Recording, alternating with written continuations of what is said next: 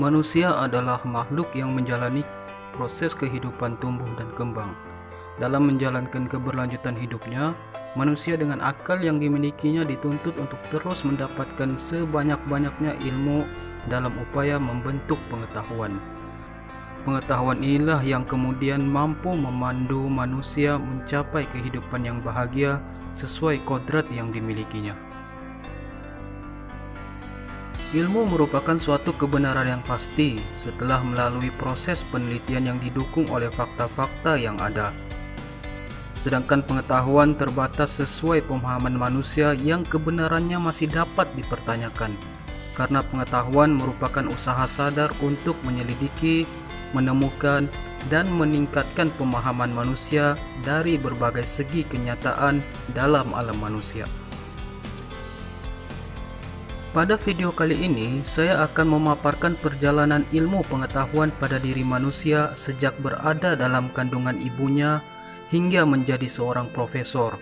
Setiap tahapan perjalanan ilmu memiliki warna tersendiri, baik yang bersifat umum maupun secara spesifik, termasuk rincian teknisnya.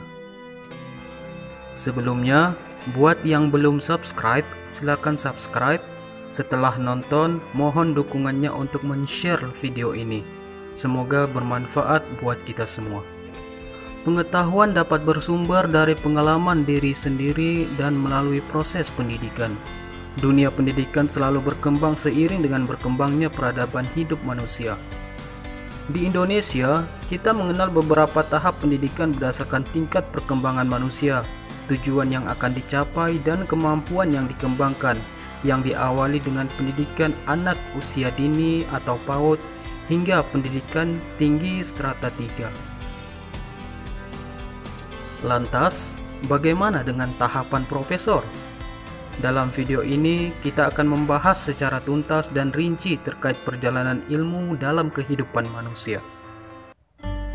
Pendidikan anak usia dini adalah jenjang pendidikan sebelum jenjang dasar yang merupakan suatu upaya pembinaan yang ditujukan bagi anak sejak lahir sampai dengan usia 6 atau 8 tahun, yang kemudian melalui pemberian rangsangan pendidikan untuk membantu pertumbuhan dan perkembangan jasmani dan rohani agar anak memiliki kesiapan dalam memasuki pendidikan lebih lanjut. Pendidikan pada usia dini ini merupakan jalur pendidikan yang bersifat non-formal yang ditandai dengan pelaksanaan pendidikan kebanyakannya tidak di dalam suatu lingkungan yang disebut sekolah. Pendidikan anak usia dini menitik beratkan pada peletakan dasar ke arah pertumbuhan dan 6 perkembangan yang meliputi agama dan moral, fisik motorik, kognitif, bahasa, sosial emosional, dan seni, di mana hal ini dilihat dari keunikan dan tahap-tahap perkembangan anak sesuai kelompok usia, yaitu bayi 0 hingga 1 tahun, balita 2 hingga 3 tahun, kelompok bermain 3 hingga 6 tahun, dan sekolah dasar kelas awal 6 hingga 8 tahun. Menurut para ahli, perkembangan anak usia dini ini sangat bergantung pada lingkungan tempat tinggal dan pengasuhan dari orang tua. Tambahnya lagi, jika dibandingkan dengan faktor genetik, faktor lingkungan anak itulah yang sangat mempengaruhi perkembangan otak anak, khususnya pada masa kritis perkembangan otak seorang anak, yaitu pada 6 bulan pertama bahkan pada 1 tahun pertama hingga tahun ke-6. Para ahli mengakui juga bahwa merawat tumbuh kembang seorang anak pada era modern saat ini tidaklah mudah. Banyak tantangan, godaan, dan hambatan yang harus dilewati oleh orang tua, khususnya ibu, dalam mewujudkan tumbuh kembang yang baik pada anaknya. Selain nutrisi, seorang ibu juga perlu memahami bentuk-bentuk rangsangan lingkungan yang kemudian dapat diserap oleh sang buah hati dalam proses menjalani tahap-tahap tumbuh kembang anaknya. Saat ini, ibu-ibu modern lebih gemar memberikan anaknya ASI perah. Benar bahwa melalui ASI perah dapat dipastikan nutrisi anak terpenuhi dan kekebalan tubuh anak dapat meningkat. Namun, sang ibu sering melewatkan hal yang paling krusial dalam perkembangan sistem indera si anak, yang sebenarnya dapat dilakukan saat menyusui, karena sang anak usia di bawah 2 tahun, khususnya 6 bulan pertama, sistem indera anak sangat sensitif terhadap stimulus sentuhan ibu, penglihatan, dan pendengaran si anak, termasuk bau aroma ASI dan tubuh ibu, serta ayunan sang ibu. Sehingga si anak berpeluang mendapatkan stimulus optimal. Anak yang dilepaskan dan tetap diawasi lebih cepat mengalami perkembangan otaknya dibandingkan anak yang sering digendong. Hal ini karena selain dapat menjadi pengalaman apapun buat si anak, juga dapat menguatkan sistem otot dan penguatan tulang si anak, seperti gerakan dari tengkurap ke posisi merangkak, lalu secara perlahan ke posisi duduk, dan kemudian mampu berdiri seimbang, serta frekuensi si anak mengeksplorasi lingkungannya. Hal ini disebabkan fakta dari organ yang bersifat plastis, di mana pada dasarnya manusia tidak lahir dengan otak yang matang, sehingga diperlukan proses untuk mematangkan otak melalui stimulus-stimulus dari lingkungan. Dan perlu diketahui juga bahwa proses perkembangan otak sangat dinamis dan kompleks, serta memiliki masa-masa kritis untuk menerima stimulus. Durasi ideal total perkembangan otak janin dalam kandungan ibunya adalah selama 37 minggu, sehingga jika ada bayi yang lahir kurang dari 37 minggu alias prematur, maka bayi yang lahir tersebut membawa faktor risiko. Namun, orang tua tidak perlu khawatir dengan perkembangan otak anaknya, karena otak anak masih berpotensi berkembang selama belum mencapai usia 3 hingga 6 tahun.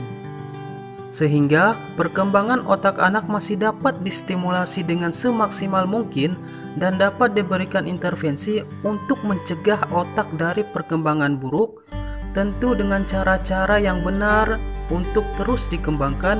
Karena pada tahap awal perkembangan otak anak, stimulus yang awal ditangkap oleh anak adalah melalui respon panca indera si anak, yaitu pendengaran dan penglihatan.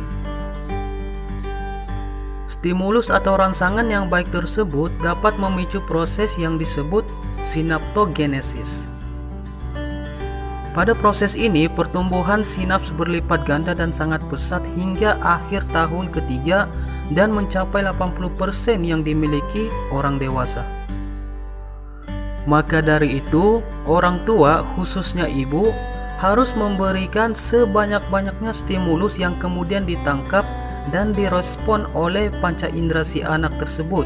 Sebagai contoh, jika anak tidak mau menyusui, maka langkah stimulus yang dapat dilakukan oleh si ibu adalah dengan sering-sering meletakkan anak di atas dada ibu, karena hal itu merupakan pemberian stimulus berupa sentuhan pada si anak yang kelak mendorong munculnya keinginan anak untuk menyusui hingga anak berusia 2 tahun. Seorang ibu juga harus mengetahui bahwa ASI yang diberikan pada anak sangat penting, karena ASI mengandung laktat yang menjadi bahan baku pembentukan selaput myelin atau selubung myelin pada sel neuron otak, sehingga stimulasi dapat dengan cepat diterima oleh panca indera si anak yang kemudian dihantarkan ke pusat otak untuk menghasilkan suatu respon yang baik. Seperti yang telah saya sampaikan sebelumnya, lingkungan anak sangat menentukan perkembangan anak.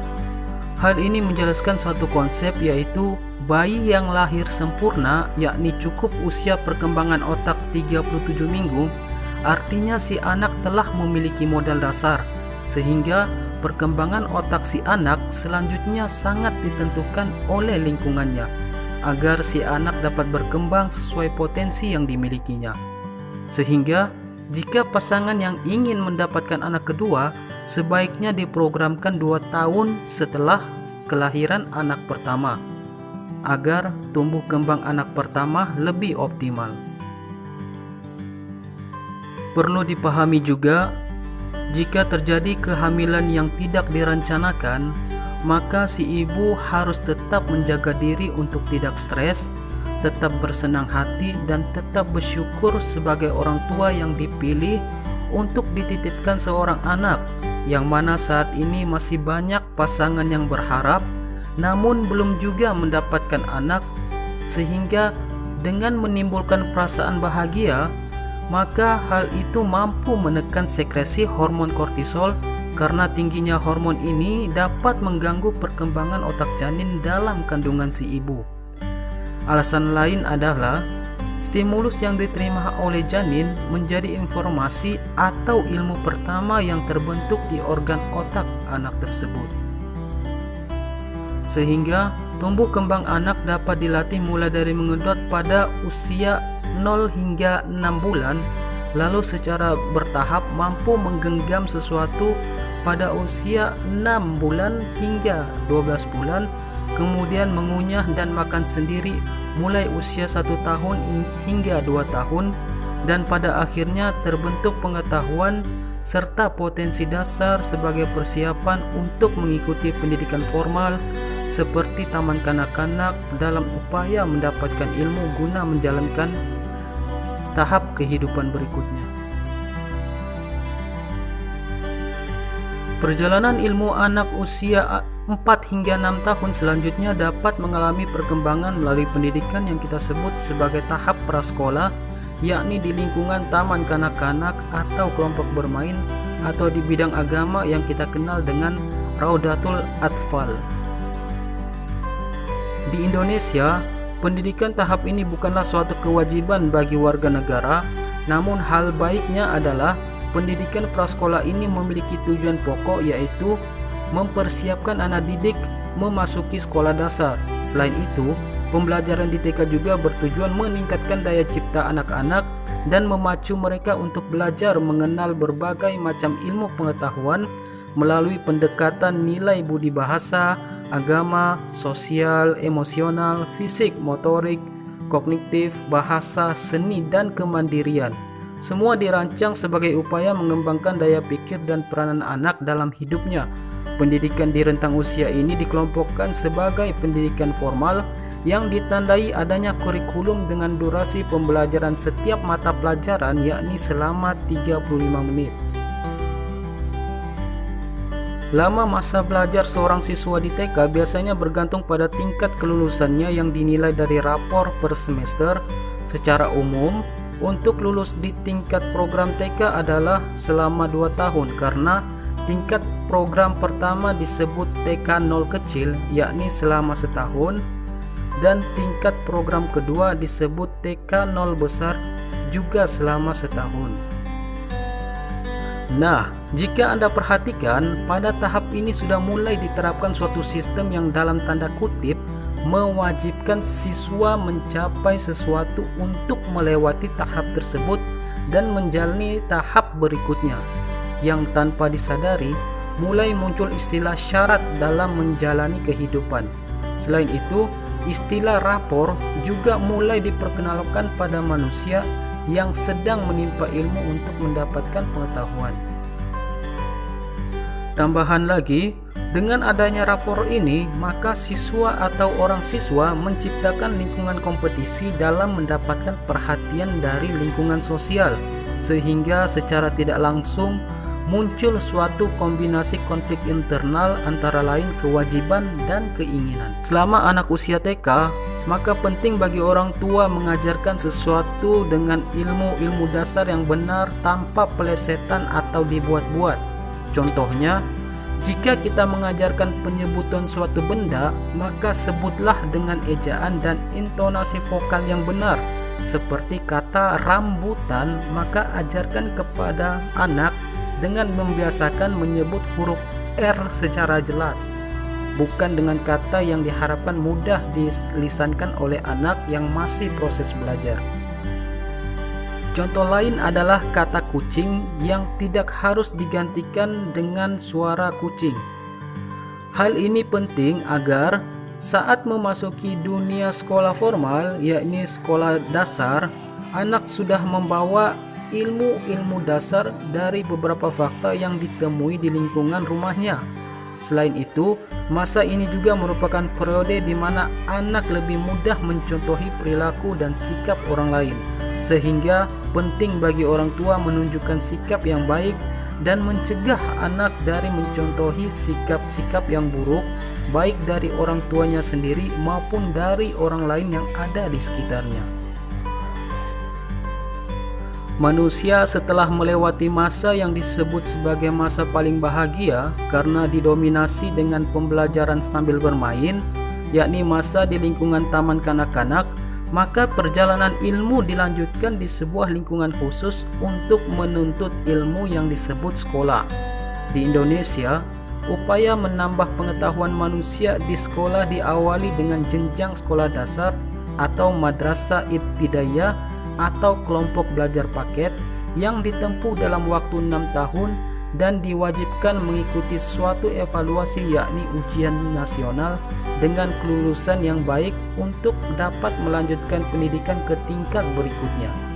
Siswa sekolah dasar menjalani proses menambah pengetahuan dengan mengikuti kurikulum yang telah disusun dengan durasi pembelajaran setiap mata pelajaran dilaksanakan selama 40 menit.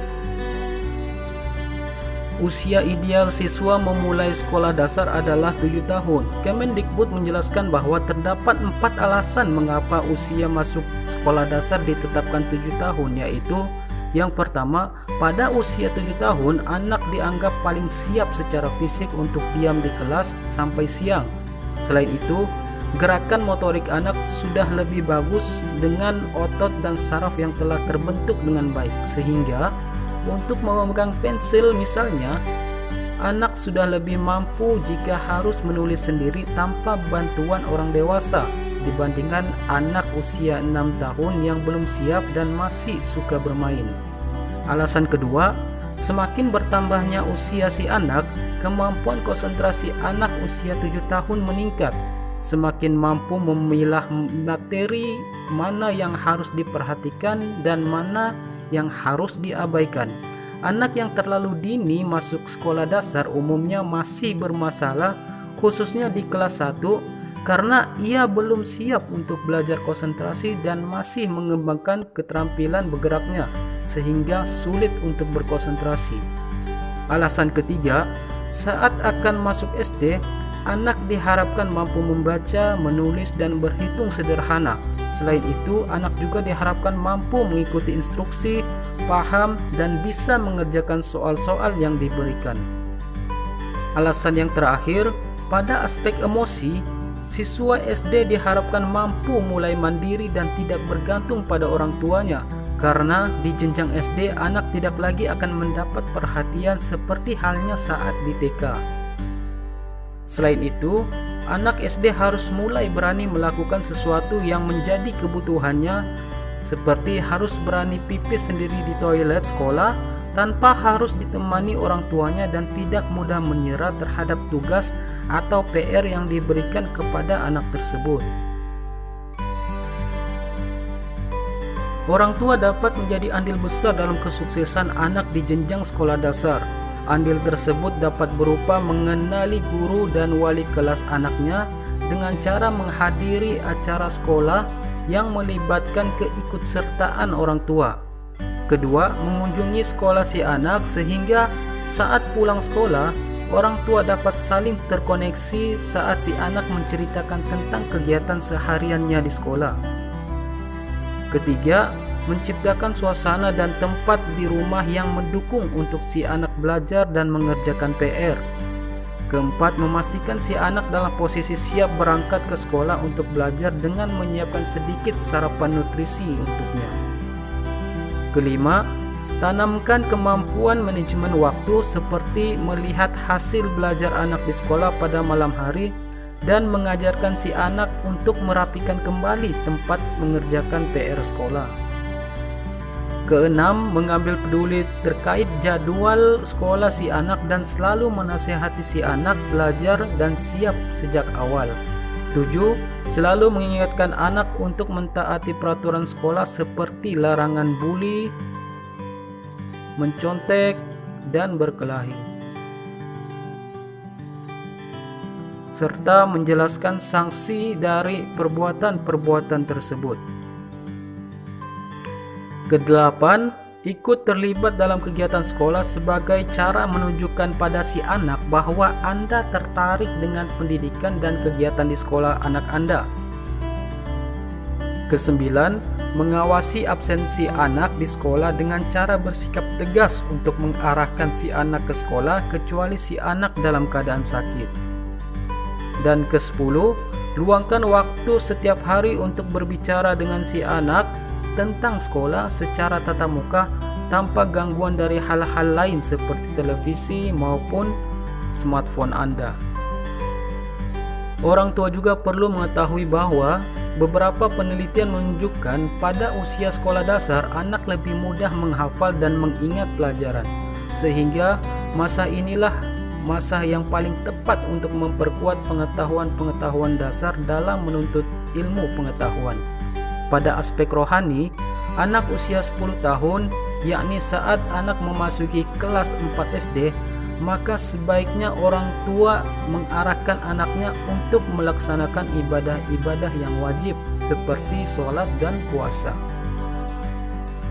Menjadi siswa SD dengan pakaian seragam wajib merah putih pada hari Senin hingga Kamis, batik pada hari Jumat, dan pramuka pada hari Sabtu dan hari-hari tertentu mewajibkan Anda untuk mengikuti serangkaian kegiatan rutin mingguan seperti upacara bendera setiap hari Senin dan senam setiap hari Kamis atau Jumat. Jika saat ini Anda di kelas 5 SD, maka ada baiknya Anda mulai mengenal dengan teknologi seperti komputer, minimal aplikasi Microsoft Office, audio, dan video.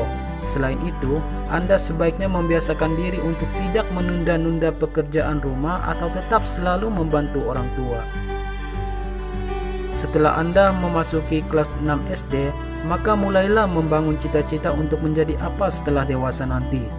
Ingin bekerja sebagai apa saat dewasa nanti?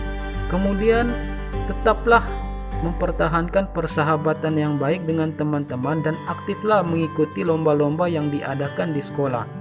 Karena hal-hal tersebut akan sangat membantu Anda untuk memasuki dunia SMP favorit yang ada di daerah Anda.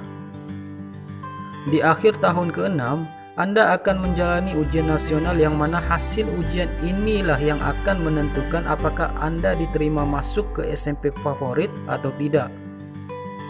Namun, perlu Anda tanamkan dalam diri Anda bahwa kesuksesan seseorang besar pengaruhnya adalah bersumber dari diri kita sendiri, yakni semangat dan motivasi kita untuk sukses dan membuat orang tua kita bangga. Segera setelah diumumkan hasil ujian nasional tingkat SD, maka siswa melanjutkan studi ke tingkat sekolah menengah pertama atau madrasah sanawiyah atau kelompok belajar paket B. Tingkat SMP atau junior high school ditempuh oleh siswa selama 3 tahun dengan durasi belajar untuk setiap mata pelajaran yaitu selama 45 menit. Sedikit sejarah tentang tingkat SMP, yaitu setelah merdeka, SMP pertama kali dibentuk pada tanggal 13 Maret 1946. Namun pada tahun 1994 hingga tahun 2003, SMP berubah menjadi Sekolah Lanjutan Tingkat Pertama atau SLTP. Setelah tahun ajaran tahun 2003-2004, SLTP berubah lagi menjadi SMP hingga saat ini. Sama halnya tahap SD, siswa di SMP juga diwajibkan menggunakan seragam putih biru, batik, dan pramuka. Perbedaan SD dan SMP terletak pada struktur kurikulumnya, di mana pada tahap ini siswa mulai mengenal pembagian kelompok ilmu, yaitu ilmu pengetahuan alam atau IPA, ilmu pengetahuan sosial atau IPS, dan ilmu bahasa dan sastra. Maka Anda sebagai siswa SMP harusnya mulai tertanya-tanya dan berpikir mengapa pengelompokan ilmu tersebut muncul dalam proses pendidikan Anda. Maka jawabannya adalah hal ini menuntut Anda untuk bisa mempermantap cita-cita yang telah Anda bangun saat pendidikan di SD. Selain itu, Pengelompokan ini juga akan membantu Anda untuk lebih mengembangkan kemampuan konsentrasi saat menempa ilmu pengetahuan dalam upaya menjalankan kehidupan ke depan yang penuh dengan kompleksitas. Tidak seindah dan sebahagia serta sesantai saat hidup di bangku SD. Pada tahap SMP ini, Anda akan sangat dihadapkan dengan kondisi untuk meningkatkan kemampuan sikap mandiri, sungguh-sungguh, tidak membuang waktu dan akhlak yang baik.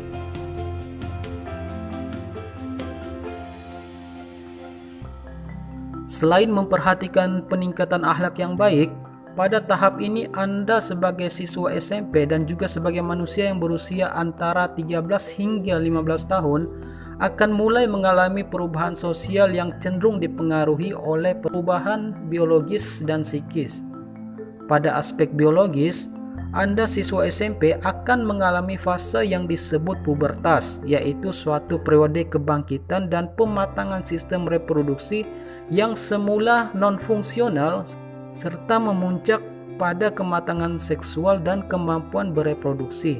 Fase ini secara rata-rata dialami 2 tahun lebih awal pada wanita dibandingkan pria. Pubertas yang biasanya berlangsung 3-5 tahun mencakup rangkaian kompleks proses-proses endokrin, fisik, dan perilaku, sehingga konsep masa remaja yang digunakan sebenarnya merujuk pada keseluruhan periode transisi antara anak dan dewasa, bukan sekedar pematangan seks.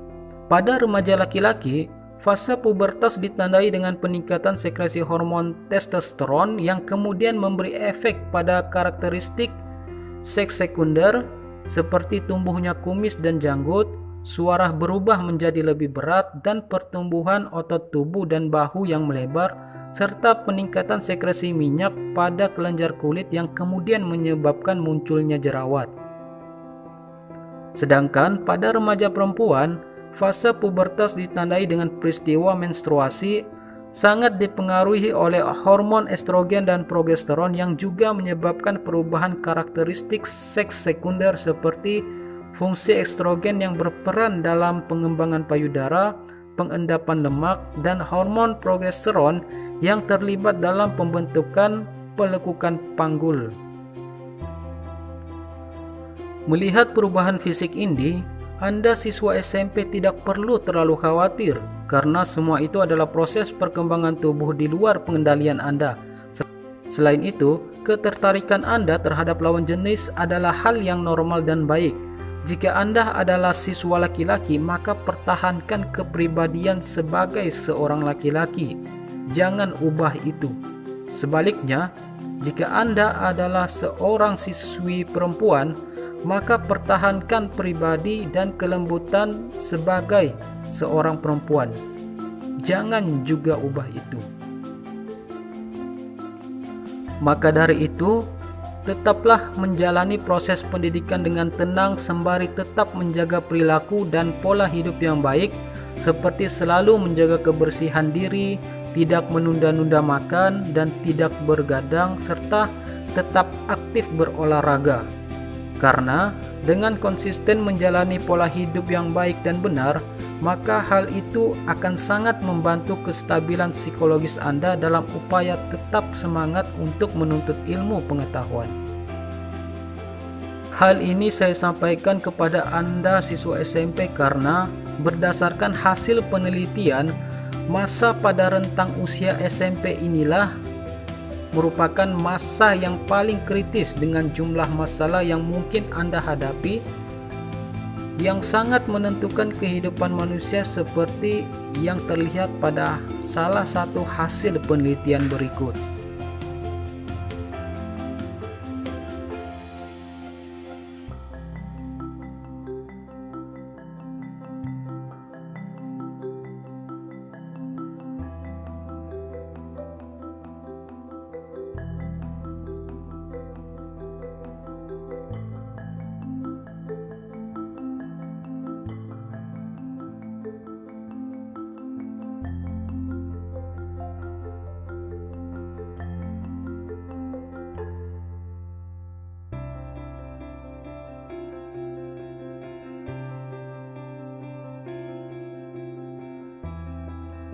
Melalui video ini juga, saya sangat berharap siswa SMP segera sadar dan orang tua yang saat ini anaknya belajar di SMP dapat melihat hasil penelitian ini yang kemudian mencari alternatif solusi demi kesuksesan anaknya.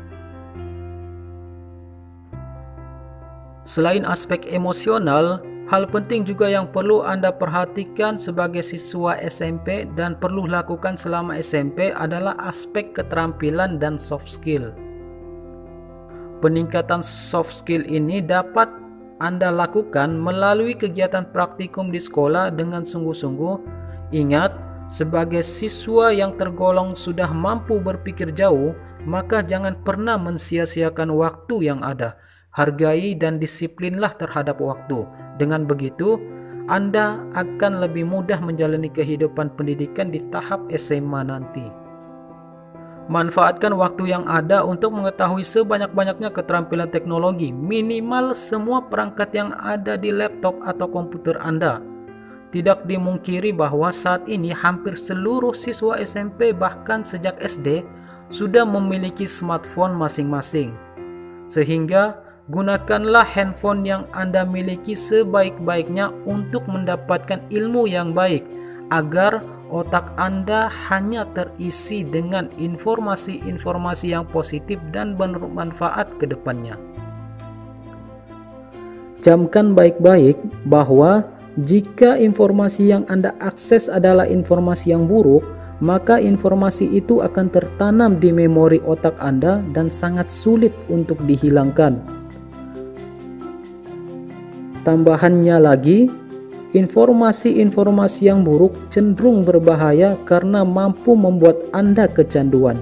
Secara medis, kecanduan pada informasi-informasi yang buruk merupakan suatu penyakit yang sangat mengkhawatirkan dan dapat mengancam keselamatan nyawa Anda. Oleh karena itu, dengan menggunakan kesadaran yang sesungguhnya dalam kontrol Anda sendiri, maka bijaksanalah dalam mengisi memori otak Anda hanya dengan informasi-informasi yang baik dan bermanfaat.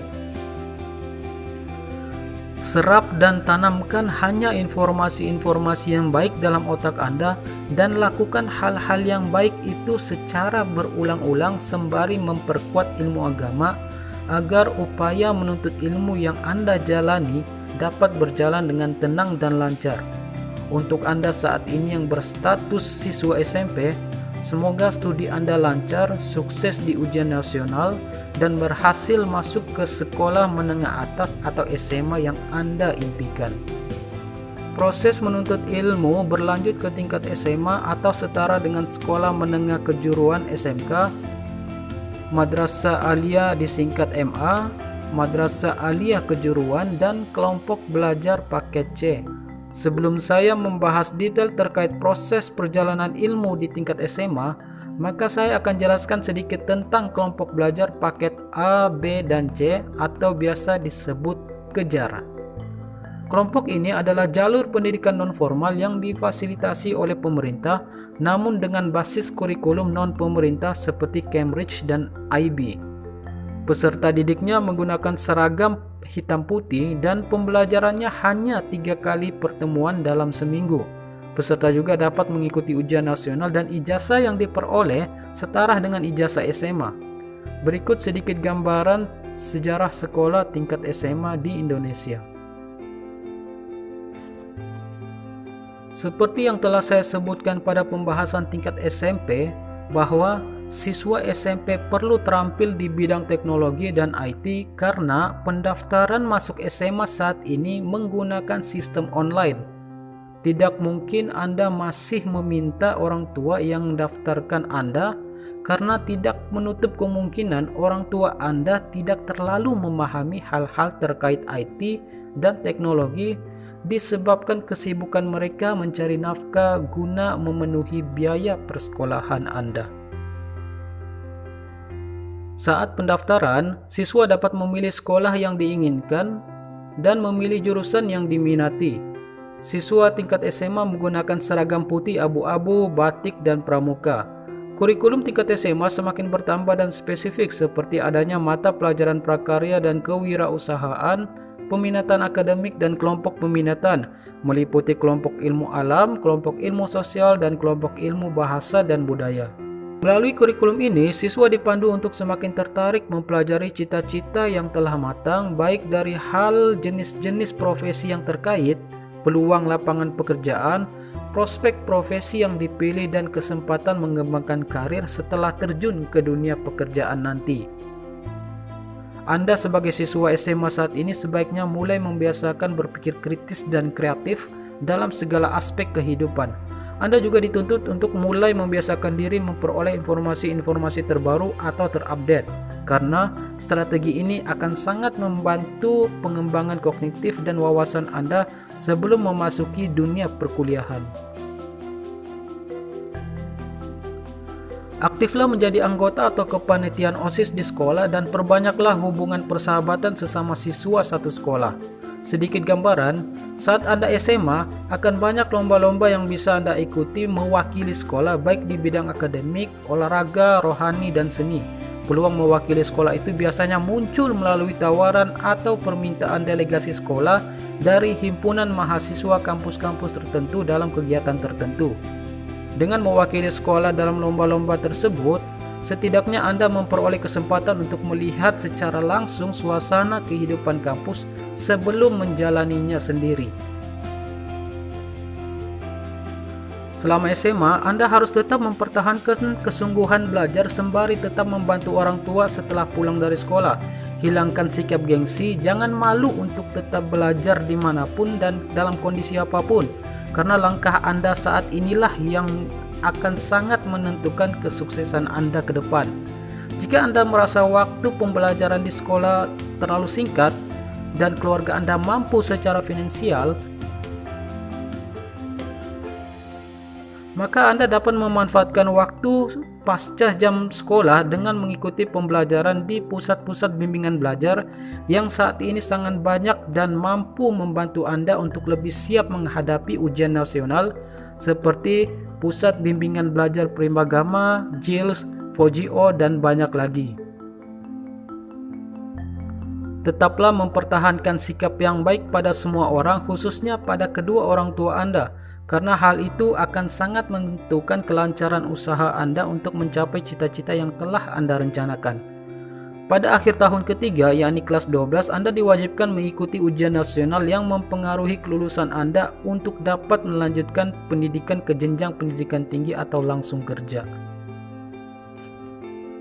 Sedikit gambaran buat Anda yang saat ini sedang SMA dan berniat langsung kerja setelah ujian nasional, bahwa nilai ujian nasional bukanlah satu-satunya syarat untuk masuk ke dunia pekerjaan.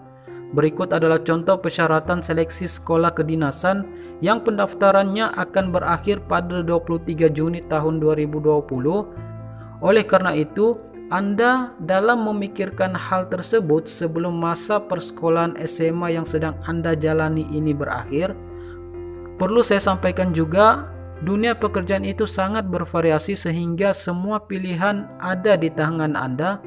Segeralah sadar, jangan menunda.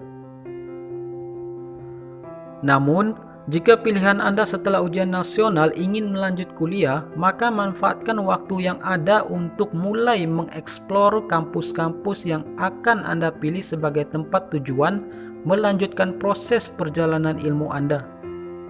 Beberapa pertimbangan yang dapat Anda gunakan dalam menentukan kampus pilihan adalah: yang pertama, peluang cepat terserapnya dalam dunia pekerjaan; kedua, total biaya selama perkuliahan; reputasi, akreditasi dan status kampus; fasilitas kampus; daftar tenaga pendidik; kejelasan alur studi hingga wisuda; kemudahan mengakses informasi lengkap kampus tersebut; minat dan passion yang Anda miliki; lokasi kampus; daya tampung kampus; tujuan dan cita-cita yang ingin Anda raih; serta yang paling penting, pilihan Anda adalah bukan pilihan yang merupakan sekedar ikut-ikut teman.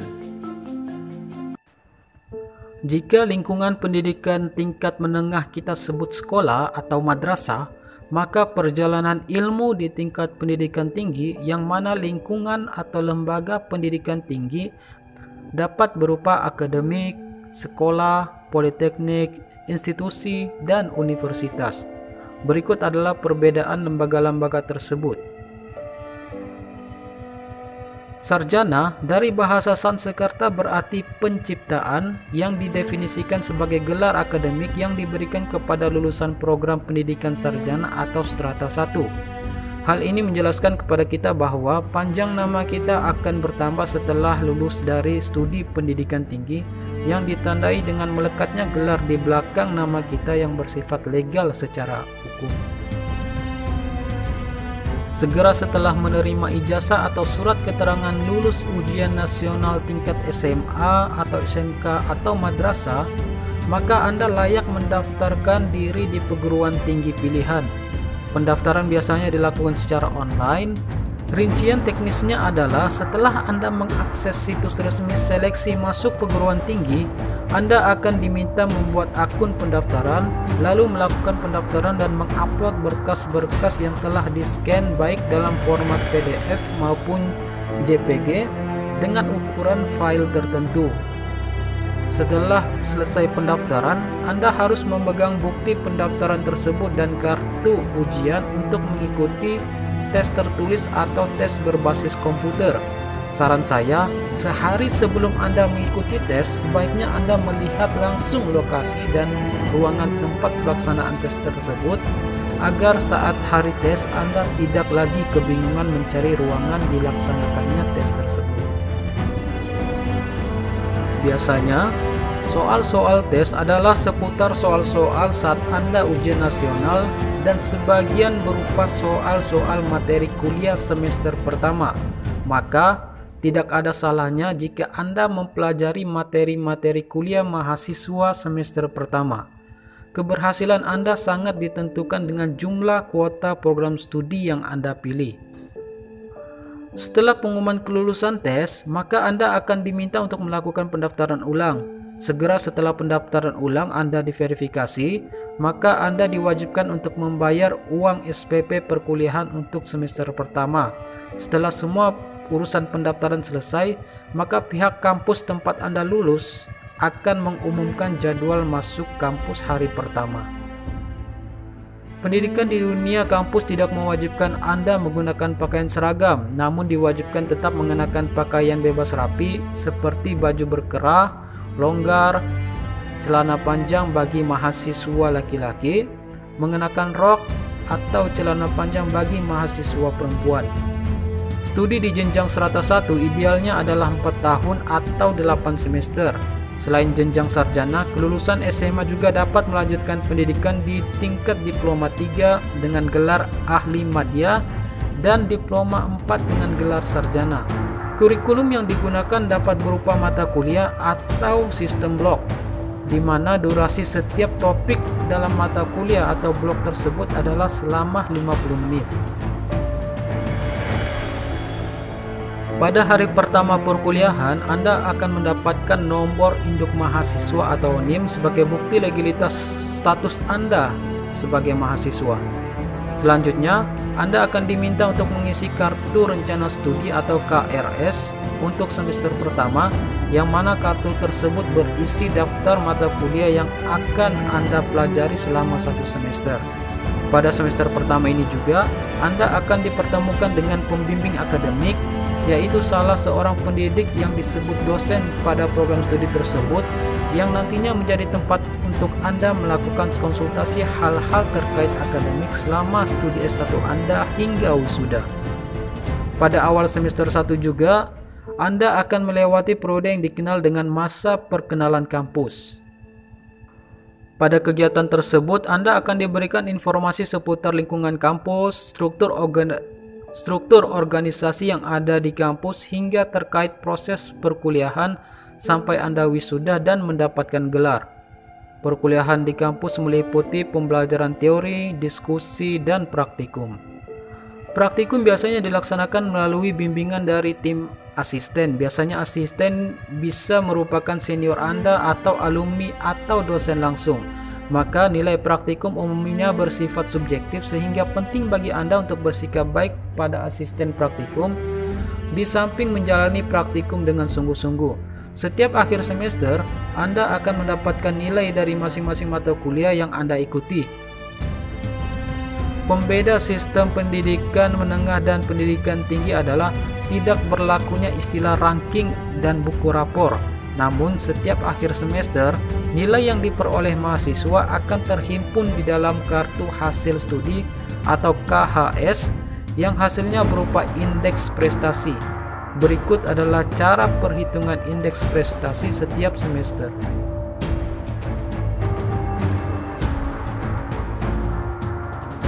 Selain bentuk evaluasi, perbedaan lain antara studi saat SMA dan kuliah adalah pada saat kuliah kita akan menjalani proses yang disebut kuliah kerja nyata atau KKN dan penelitian. Dua hal inilah yang menjadi pembeda utama antara SMA dan kuliah. Kuliah kerja nyata adalah bentuk kegiatan pengabdian kepada masyarakat oleh mahasiswa dengan pendekatan lintas keilmuan dan sektoral pada waktu dan daerah tertentu di Indonesia. Pelaksanaan kegiatan KKN biasanya berlangsung antara 1-2 bulan dan bertempat di daerah setingkat desa.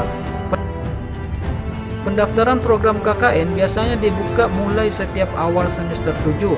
Setelah Anda mendaftar, beberapa waktu kemudian dilakukan pengumuman terkait lokasi penempatan pelaksanaan KKN selama kurang lebih 2 bulan.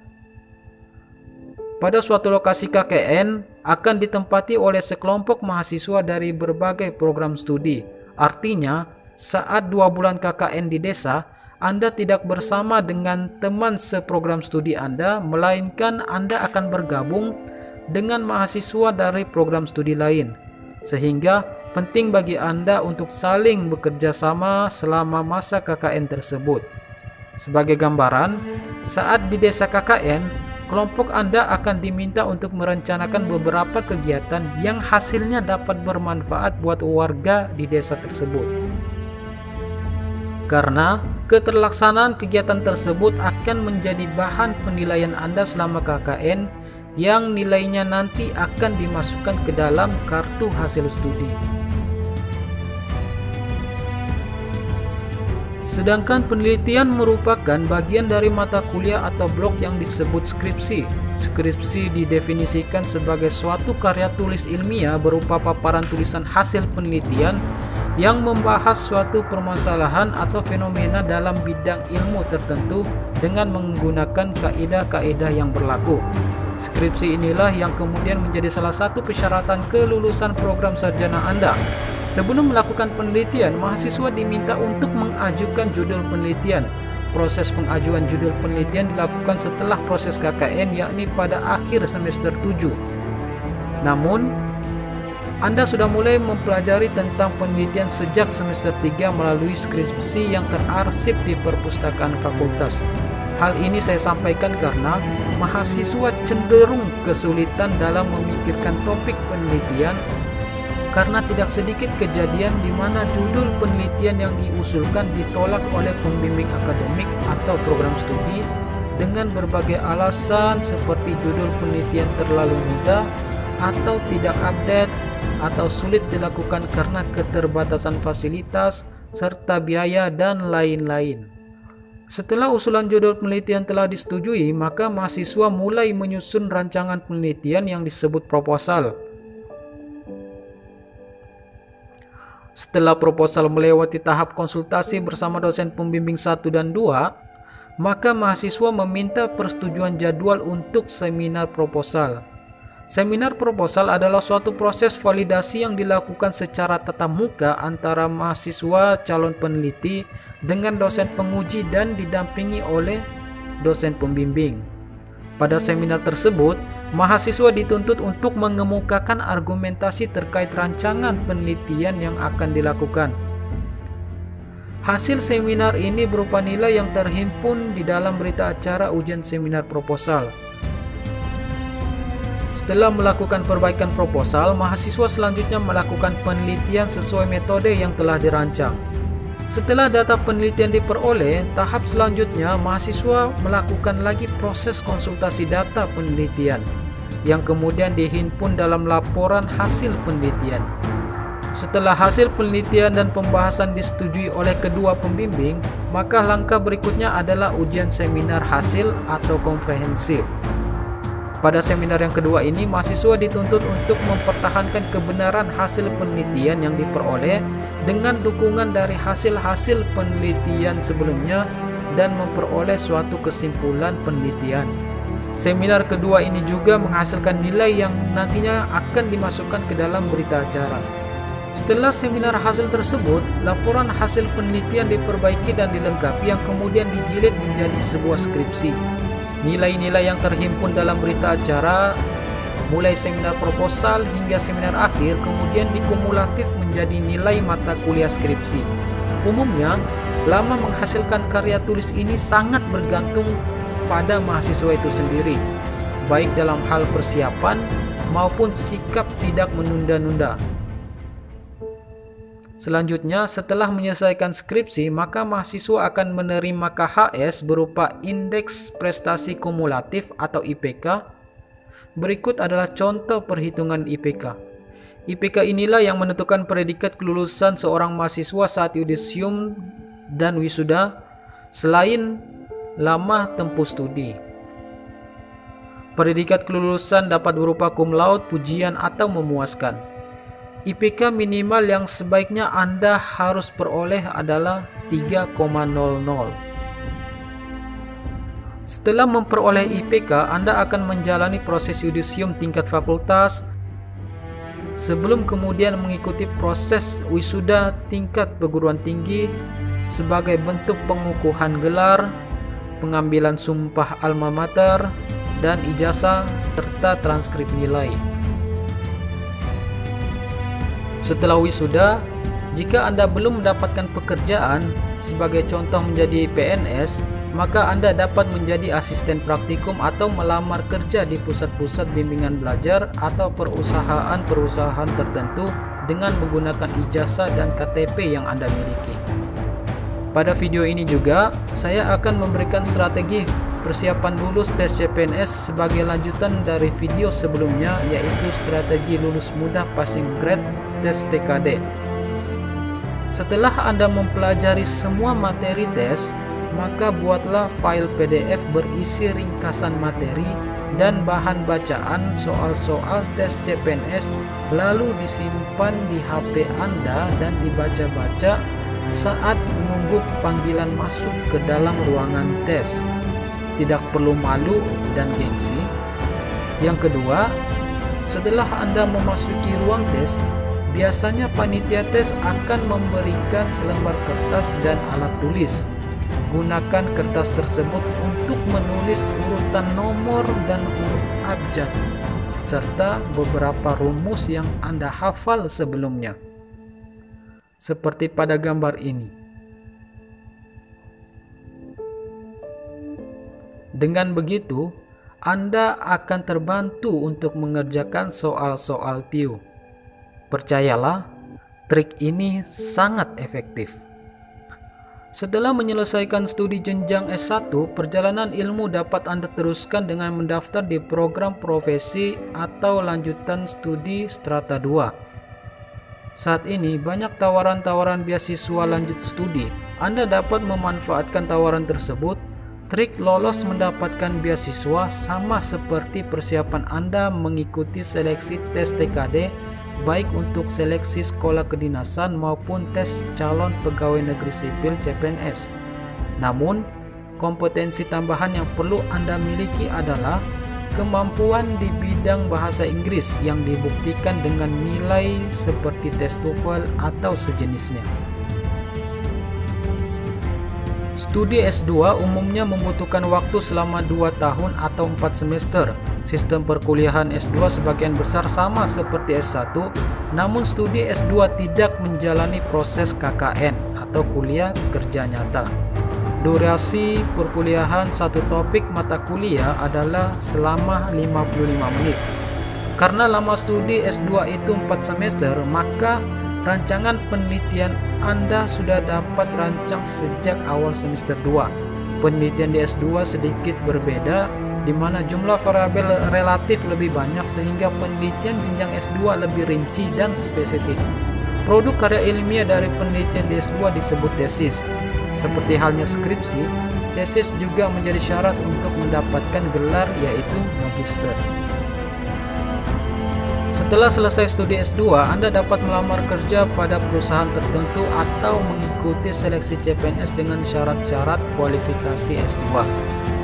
Pada video ini, passion yang saya angkat dalam proses perjalanan ilmu hingga menjadi profesor adalah pendidik atau dosen.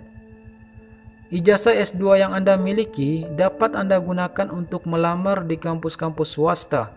Dengan begitu, Anda secara langsung dapat mengabdi pada negeri. Di dunia pekerjaan sebagai dosen, Anda akan diperkenalkan dengan istilah jabatan fungsional. Tingkat terendah dari jabatan fungsional profesi dosen adalah tenaga pengajar. Tahap selanjutnya, melalui pelaksanaan Tridharma Perguruan Tinggi, maka dosen akan berpeluang mengumpulkan SKS yang kemudian dikonversi menjadi KUM. Berikut adalah gambaran hubungan jumlah KUM menuju profesor. Setelah selesai S2 dan menjadi dosen PNS atau tidak dengan jabatan lektor atau belum, maka Anda dapat melanjutkan studi strata 3 atau program doktor. Studi S3 idealnya ditempuh selama 3 atau 4 tahun. Saat pendaftaran, Anda dipersyaratkan untuk membawa proposal disertasi. Perkuliahan jenjang doktor dimulai dengan sebuah perkuliahan di kelas selama 1 hingga 3 semester. Bervariasi tergantung dari sistem pendidikan yang diterapkan oleh setiap universitas. Biasanya diawali dengan kelas metodologi dan mata kuliah pilihan sesuai topik penelitian atau riset yang Anda rancangkan. Sehingga tidak jarang kita mendengar istilah kuliah by research. Tugas kuliah jenjang S3 dapat berupa bedah jurnal atau disertasi mahasiswa terdahulu. Setelah menyelesaikan pendidikan di kelas, mahasiswa program doktor akan menempuh ujian kualifikasi atau komprehensif. Para peserta harus melalui tahap seleksi ujian yang sangat ketat, di mana mereka wajib lulus dari beberapa ujian mata kuliah dasar. Tidak jarang beberapa peserta terpaksa berhenti pada tahap kualifikasi ini karena gagal dalam ujian. Sebelum ujian proposal, sebagian kampus mengharuskan mahasiswa S3 menjalani ujian prelium atau ujian kelayakan judul riset, di mana pada tahap itu mahasiswa belum memiliki pembimbing. Setelah dinyatakan lulus, barulah mahasiswa program doktor tersebut memperoleh dosen pembimbing atau promotor berdasarkan bidang ilmu dari judul riset yang dirancang oleh mahasiswa untuk diteliti. Tahap ujian selanjutnya adalah ujian usulan disertasi. Pada tahap ini, setiap peserta harus memaparkan pokok-pokok pikiran yang ia tuangkan dalam sebuah proposal disertasi yang disampaikan di hadapan komisi penguji proposal disertasi. Tahap ini sangat sulit untuk dilalui mengingat proposal yang diajukan harus memiliki tujuan pencapaian novelty atau kebaruan pemikiran ilmu pengetahuan. Dalam tahap ini, banyak peserta yang terpaksa harus mengundurkan diri akibat gagal menuangkan ide pemikiran yang memiliki nilai kebaruan di hadapan komisi penguji. Pertanyaan yang diajukan mulai dari arti penting sebuah penelitian, konstruksi filsafat dan teori yang terbangun hingga tujuan yang hendak dicapai. Jika komisi penguji menyatakan sebuah proposal disertasi layak untuk ditindaklanjuti sebagai sebuah disertasi, maka peserta berhak menyandang titel kandidat doktor. Selanjutnya, setelah proposal disertasi disetujui, mahasiswa melakukan riset dan melalui beberapa tahapan ujian, di mana akhirnya mahasiswa menjalani tahap yudisium pengukuhan doktor untuk menyandang gelar doktor di hadapan publik. Sebagian kampus menetapkan syarat wajib publikasi artikel ke jurnal internasional sebelum mendaftar untuk ujian hasil penelitian. Selanjutnya, mahasiswa doktor menjalani proses wisuda seperti saat studi S2. Setelah selesai studi S3, dosen dapat kembali kerja menjalani tridharma dan mengumpulkan kum untuk naik ke jabatan fungsional lektor atau lanjut ke program postdoktor. Perjalanan ilmu selanjutnya sampailah ke tahap profesor. Jika Anda perhatikan tabel ini, dapat dipastikan bahwa hal penting dari tridharma untuk seorang dosen strata 3 menjadi profesor adalah dengan aktif melakukan penelitian, baik secara tunggal maupun melalui kolaborasi dengan dosen lain dalam skala nasional maupun internasional.